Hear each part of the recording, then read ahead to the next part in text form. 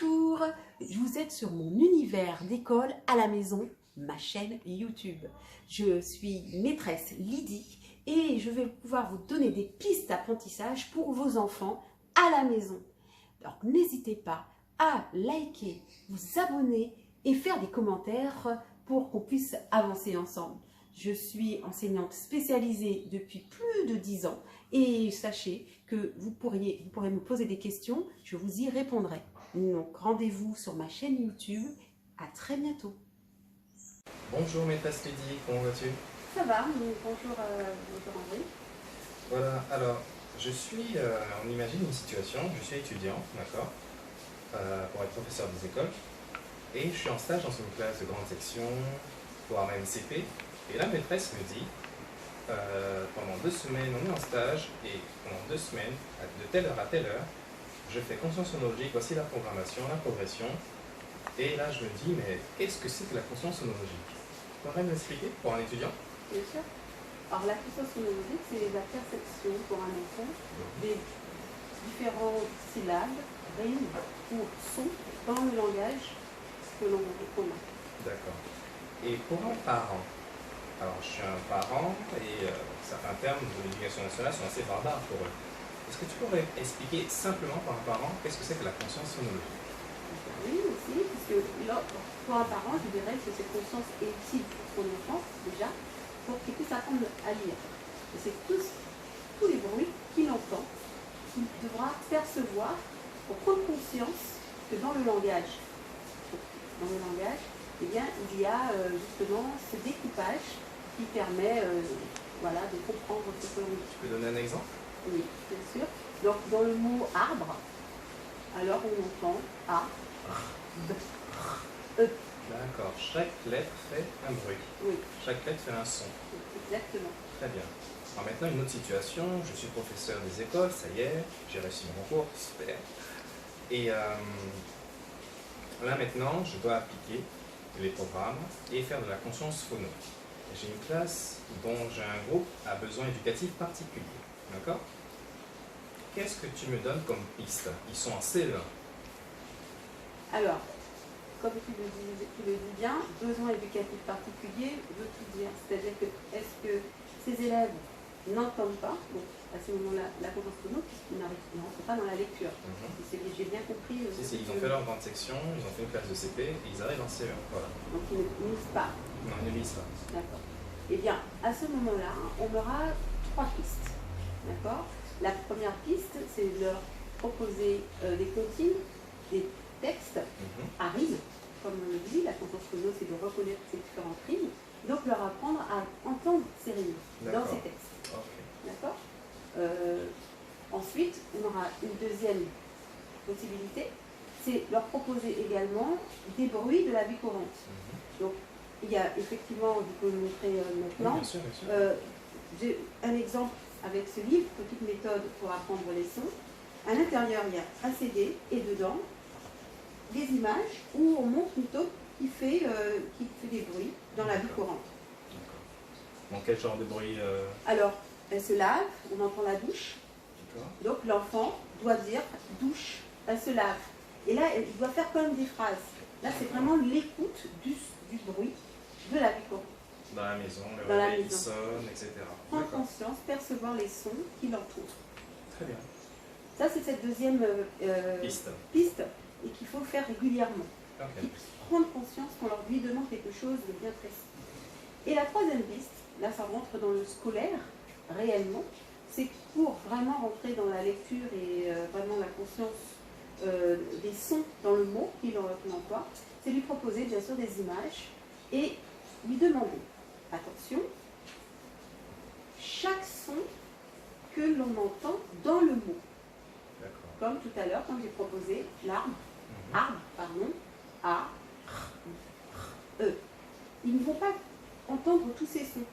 Et ça va être un travail justement régulier à faire pour qu'ils puissent rentrer dans cette conscience phono. D'accord, donc on leur montre une image et c'est à eux de citer l'image? Oui. Le nom? Je prends juste cet exemple-là. D'accord. Là, ici, nous avons cette image. Ils vont la reconnaître. D'accord. Donc là, on voit bien que c'est un kangourou. Voilà. Voilà. Donc il dit le mot kangourou, il dit ce qu'il voit. Voilà. Et à un moment donné, on lui dit, mais qu'est-ce que tu entends comme bruit dans kangourou? Alors en général, ils vont dire quand, quand. Oui, mais ils n'entendront pas le gourou derrière, on va leur demander. Donc nous, le rôle qu'on aura, c'est de bien proposer, oui, mais dans quand? Qu'est-ce que tu entends? Et à chaque fois, c'est cette question qu'on devra poser, et pour qu'ils puissent comprendre à un moment donné, prendre du sens dans ce qu'on lui pose comme question. Parce que c'est parce qu'ils n'ont pas le sens de la question et l'utilité en fait. Ok. Alors maintenant, dans la poursuite, alors bien évidemment, depuis fort longtemps, on sait que le professeur des écoles travaille dans sa classe, mais il a aussi besoin, il peut avoir aussi besoin du parent, qui puisse justement compter sur le parent en quelque part pour une continuité, ou aider le parent qui ont ses élèves, qui ont ses enfants à besoins éducatifs particuliers. Est-ce que tu aurais, s'il te plaît, la possibilité de montrer aux parents, chez eux, à la maison, comment ils peuvent travailler avec leur enfant? Oui, bien sûr. Alors, comment Ce que nous allons faire là maintenant, D'accord. proposer une séance qu'ils pourront faire avec leur enfant, parce que c'est ce que l'on fait dans la classe, qu'on fera dans la classe. Mais adapté à la maison. D'accord. Donc avec, bien sûr, du matériel précis qu'ils pourront avoir. Ok, c'est génial. Ben, on va voir ça tout de suite, à tout à l'heure. Donc là, on a une situation où on est à la maison avec son enfant. Donc on a un tableau blanc, d'accord? Donc matériel, donne-moi le matériel de base. Alors, un feutre Vellida, un tableau blanc, une façade. Une ardoise? Ou une ardoise, tout simplement. Après, effectivement, là, des images, les miennes sont moyennes, et on peut très bien avoir à la maison des petites images, tout simples. Enfin, quand je dis tout ça, parce que, voilà, on imprime. Il faut que le parent, enfin, il faut que l'enfant reconnaisse ce qu'il y a sur l'image, en Voilà, fait, c'est l'essentiel. Exactement. D'accord. Ben, débutons. Ok. Alors, tout d'abord, on va considérer que tu es l'enfant et que moi, je suis le parent. Je suis l'enfant de ma maman, donc ça marche. Voilà. Donc, je vais te montrer, en tant que parent, l'image qui est là. D'accord. Donc, qu'est-ce que c'est, dis-moi? Un mouton. Ah, oui, très bien. Un mouton. Donc, je vais le coller sur mon ardoise ou sur mon tableau. Et de là, je vais demander. Je te demande maintenant, qu'est-ce que tu entends dans le mouton? Mouton. Mouton. C'est bien. Donc, là, en tant que parent, je vais dire, ah oui, mais dans mouton, il y a combien de syllabes? C'est vrai? Il y en a mouton. Il y en a 2. Très bien. Comme ça, c'est un petit rappel aussi. D'accord. Je ne rejette pas en fait ce qu'il me dit, parce que ce n'est pas faux ce qu'il vient de me répondre. D'accord? D'accord. Mais bon, mon objectif à moi, c'est qu'il trouve quand même les différents sons. Donc je continue. Ah ben dans mou. Qu'est-ce que tu entends dans mou? Ah oui, bien, bravo. Et là, je vais écrire mou. En tant que parent, je vais écrire le M, le M, la lettre. Ce n'est pas grave. D'accord? Parce que comme c'est un enfant qui ne sait pas encore lire, là, l'idée, c'est effectivement de noter. On l'expliquera tout à l'heure. Ok. Mou. Et dans mou, qu'est-ce que tu entends encore? J'entends mais quoi encore? Vas-y, essaie de... Ou. Très bien. Donc on écrit le son ou. Alors tu vois là, j'ai écrit ou. Et on dit à son enfant, bon, voilà. On continue. Oui, c'est le mot mouton. Tout à l'heure, tu m'as dit mouton. Maintenant, on va s'attarder sur ton. Comment? Qu'est-ce que tu entends dans ton? Donc on entend le son. Et le son, on. Très bien. Donc on continue ainsi. Voilà le son. On a fait différents sons. Donc, nous, dans la classe, hein, on écrit entre crochets. Entre crochets, puisque ça montre le son. Hein, non pas les lettres. D'accord? C'est comme ça qu'on écrit les sons. Hop. Et voilà. D'accord? Alors, là, on écrit le on comme ça, mais le on s'écrit autrement en phonétique. On ne va pas aller, on ne va pas rentrer dans la didactique, mais voilà. Très bien. On continue, on montre le deuxième mot. Souris. Et on l'accroche, et on s'attarde sur les différents sons qu'il y a dans souris. On répète exactement la même La même méthodologie, donc on va accélérer ou... D'accord. S Le S. et le OU. Oui. Sous. Et le I. Voilà. Attention, on ne met pas le S dans souris parce qu'on ne l'entend pas. Donc ça peut induire en erreur. On peut induire en erreur sinon. D'accord? D'accord. Donc on continue. Alors, quelle est cette image? Un loup. Oui, très bien, un loup. Alors, dans loup, qu'est-ce que tu entends? Dis-moi. Le son L et OU. Très bien. Donc, L, très bien, pas L, hein? On est d'accord? Sauf que nous verrons, bien sûr, Dans une autre dans vidéo. une autre vidéo. Donc, L, OU. Hop. C'est un petit peu plus petit, mais le L comme ça et le OU. Ok. Voilà. Eh bien, en tant qu'enfant, il a tout décomposé, décomposé tous les sons. Maintenant, la question sera, qu'est-ce que tu entends et qui revient dans chacun de ces mots? Parce qu'on entend tout de suite des sons, mais tous ces sons ne sont pas les mêmes. Donc, important, prendre du sens dans cette question, d'être concis. Donc, pour cela, on va l'aider. C'est un enfant qui a besoin d'être aidé, d'être guidé. Donc, on va commencer par exemple, le premier son. Ici, on a le son et on va lui poser la question, est-ce que tu entends dans souris? Et non. là, non. Est-ce que tu entends dans loup? Non. Très bien.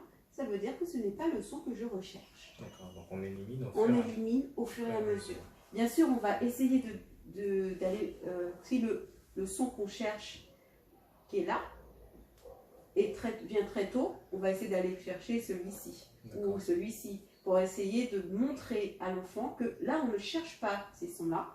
Le t. Est-ce que tu l'entends dans souris? Est-ce que tu l'entends dans le loup? Non, qu'on ne l'entend pas, ce n'est pas ce son-là non plus qu'on cherche. Pareil, quand on a fini avec celui-ci, on va finir avec le on, d'accord? Je continue. Et bien, on va passer au son suivant. Et là, on va se dire, ben tiens, est-ce qu'on l'entend dans le, dans... Non, non plus.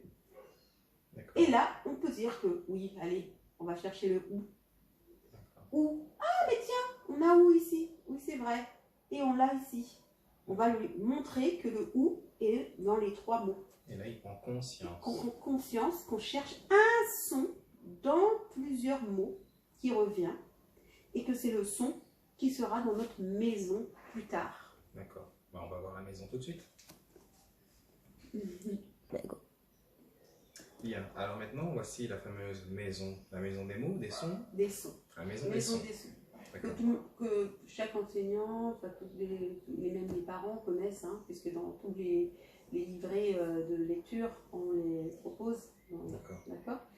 Et seulement, là, j'ai laissé les étapes qui étaient en amont, celles qui étaient avant, qui vont prendre du sens pour cet élève qui n'entend pas vraiment les sons.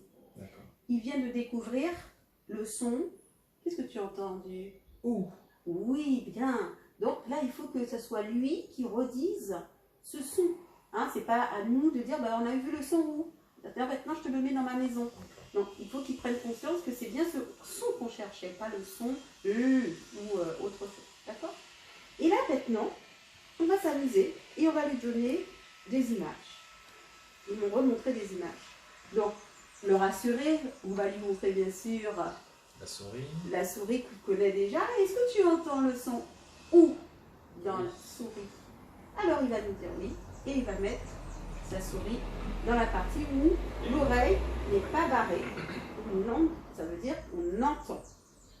On va continuer et on va lui donner un deuxième mot qu'il connaît déjà pour le rassurer. Le mouton. Mouton. Est-ce que tu entends ou dans mouton? Oui, j'entends mouton. Je sens ou. D'accord, parce qu'attention, on entend mouton, là, ça veut dire qu'on doit revenir en arrière et c'est... Et bien préciser, oui, mais dans mouton, qu'est-ce que tu entends? Voilà. D'accord, hein, c'est important. nous allons ajouter des intrus. Parce que, voilà. Donc maintenant, nous allons lui montrer une image qu'il ne connaît pas. Il va nous dire qu'est-ce que c'est. Un arbre. Arbre. Et là, on va lui poser la question, entends-tu où dans arbre? Non. Alors, il nous dit non, c'est qu'on est content, mais qu'il a compris la consigne. Donc, où est-ce qu'il place? Bien sûr que c'est lui qui place hein, les étiquettes, normalement, dans la maison. Il les place lui-même. Hein. D'accord? Non. Effectivement, il n'entend pas où. Et on continue ainsi avec le mot Girafe. est-ce que tu entends où dans girafe? Non, j'entends pas. Alors, là, nous avons un élève un enfant, pardon, ou élève, qui a compris la consigne et qui va jusqu'au bout de l'exercice. Nous pouvons aussi avoir, juste après avoir justement trouvé le son, avoir des enfants qui nous disent que dans arbre, ils entendent où. Et là, on ne perd pas confiance. On se dit que ce qu'on a fait là tout à l'heure, on va devoir le refaire avec un autre son qui va lui permettre de comprendre. On va lui dire, est-ce que tu es sûr? Bien sûr, hein, ce qu'on entend ou dans arbre. Et on va bien décomposer. Et s'il le faut, on décompose le son dans arbre. Qu'est-ce que tu entends? Ah. Alors, est-ce que tu entends le ou? Donc, le guider, vraiment prendre du temps, ne pas aller trop vite, pour qu'il puisse prendre du sens dans ce qu'on lui demande. Et la prochaine fois, on recommence de la même manière avec un autre son. Et il comprendra au fur et à mesure. Donc, ça, c'est important. Ne pas perdre patience, puisque c'est avec le temps qu'il va comprendre. Donc, ne pas oublier qu'un enfant qui a un besoin éducatif particulier ne peut pas apprendre comme un élève qui n'a pas ce besoin. D'accord? C'est pas direct. On va contourner pour qu'il puisse comprendre les choses. D'accord. Bon, mais tes images, elles sont bien jolies, maîtresse Lydie, mais si on n'a pas d'image à la maison, qu'est-ce qu'on fait? Bien. Oui, c'est vrai qu'il existe des objets. D'accord. Hein? Mais que, par exemple, Par exemple. qu'on a là. Eh bien, oui, par exemple, là, nous sommes dans une maison, bien, on a des enfants, une voiture, par exemple, un Tournevis et un livre. et bien sûr, dans ces trois objets, nous avons un son qui revient, d'accord? Donc, tournevis, on lui demande à l'enfant, La même procédure. on va procéder de la même manière. On va juste poser, en fait, au lieu d'avoir le tableau ou en vertical, on l'aura en horizontal, on le posera et on posera les objets à côté. Et on continue notre petit bonhomme de chemin pour apprendre la conscience phonologique. Donc là, on est d'accord que c'est le son V. Le Voilà. livre, Livre. voiture, tournevis. Très bien. Voilà, voilà. Bien, je vous propose une prochaine séance qui s'intitulera quoi? Alors, la prochaine séance, ce sera une séance de lecture. D'accord. Pas proprement dite, et vous allez comprendre pourquoi. Parce que